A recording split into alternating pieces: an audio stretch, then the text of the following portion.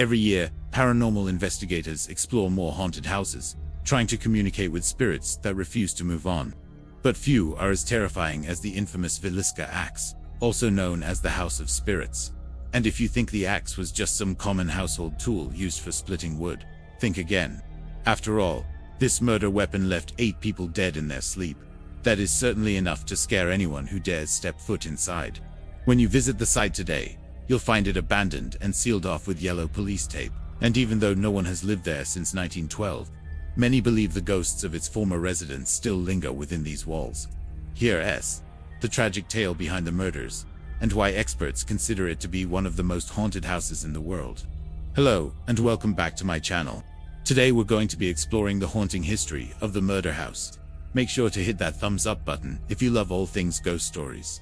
Now let's head over to Iowa and dive into this ghastly tale. It all began when George Dingman constructed the farmhouse near the town of Villisca in 1906. It was a large home with 38 rooms, boasting ornate architecture and an elegant interior design. Just 2 years after he built it, however, tragedy struck and George lost his life. His widow, Mrs. Catherine Dingman, along with her 7 children, then moved into the home. She rented out rooms to several boarders to help make ends meet, but she had no idea what would happen next. On June 9, 1912, Mrs. Densmore went out for the afternoon to visit a sick friend. Her children were asleep at the time, as were the 4 people renting rooms inside their home. When she returned from her outing, however, she found something horrific. Her entire family was brutally murdered. And although she wasn't home during the attack, she was horrified to find blood and an axe laying right by the front door.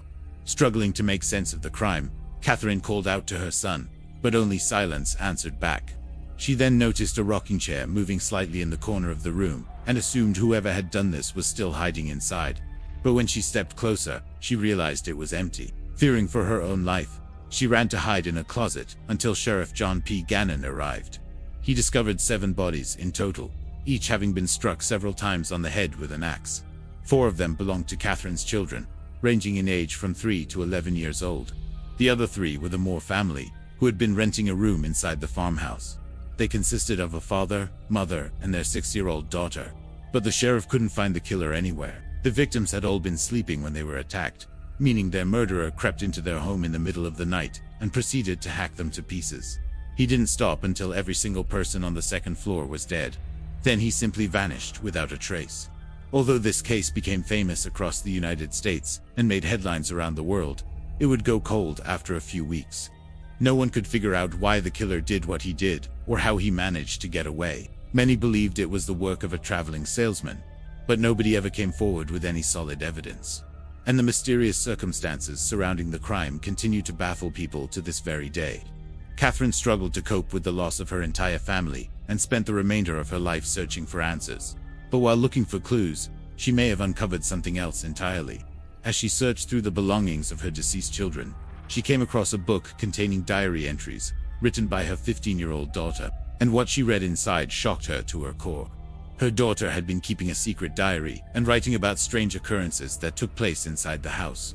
For months before the murders, she and her siblings had reported hearing footsteps and strange noises coming from the attic. They'd also seen a blue light emanating from underneath the floorboards, which caused them to believe their home was haunted. But that wasn't the only shocking discovery Catherine made after her children were killed. While going through her 11-year-old son's room, she found a drawing he had made at school. It depicted a man covered in blood standing next to a clock, along with the caption, "When the clock struck 12, I killed Papa, then I killed the rest." Although this definitely looked like the work of a disturbed child, Catherine knew it was merely a drawing based on something he had witnessed. However, this isn't the only reason Catherine believed her home was haunted. According to local reports, the site was originally inhabited by a Native American tribe. They lived here long before European settlers arrived and may have been driven away by force. So when the Dingmans built their house, they unwittingly chose a burial ground for the tribe. This means the killer could have been targeting the family to avenge the disrespect shown to their dead ancestors. For whatever reason, the spirits lingering inside the house continued to torment its new residents. And things quickly took a terrifying turn for the worse. After Catherine lost her children, she eventually moved away from the farmhouse. But not long after, it was rented out to a family named McHenry. Unfortunately, their stay inside the house was equally disturbing. and they soon found themselves targeted by supernatural forces. Mr. Herbert experienced unexplainable phenomena on a regular basis, including shaking beds, disembodied footsteps, and whispers in the middle of the night. Even his young daughter saw the ghost of a little girl in a Victorian nightgown walking down the hallway. It appeared as if the spirit was trying to warn them of something terrible about to happen. And unfortunately, it was.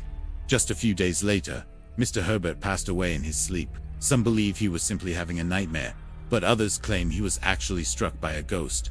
Following his untimely death, the residents moved out of the house and never looked back.